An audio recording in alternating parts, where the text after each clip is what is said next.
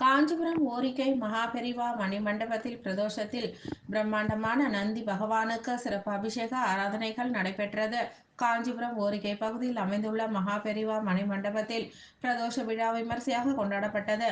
மகாபெரிவாளுக்கு சிறப்பு அபிஷேக ஆராதனைகளும், மகாபெரிவா எதிரே அமைந்துள்ள நந்தி பகவானுக்கு பால், தயிர், சந்தனம் உள்ளிட்டவைகளால் சிறப்பு அபிஷேக ஆராதனைகள் நடைபெற்று தீபாராதனையும் நடைபெற்றது. இதனைத் தொடர்ந்து கலந்து கொண்ட பக்தர்கள் அனைவருக்கும் பிரசாதங்களும் வழங்கப்பட்டது.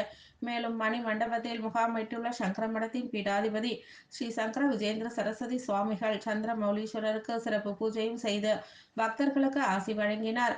சாதுர்மாசிய விரதம் சங்கர விஜேந்திர சரஸ்வதி சுவாமிகள் ஓரிக்கை மணி மண்டபத்தில் மேற்கொள்ள உள்ளார் என சங்கரமட நிர்வாக சார்பில் ஸ்ரீகாரியம் செல்லா விஸ்வநாத சாஸ்திரி தெரிவித்தார்.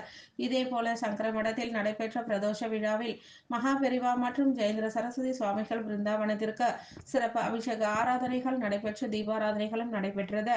இது கலந்து கொண்ட பக்தர்கள் அனைவருக்கும் பிரசாதங்களும் வழங்கப்பட்டது.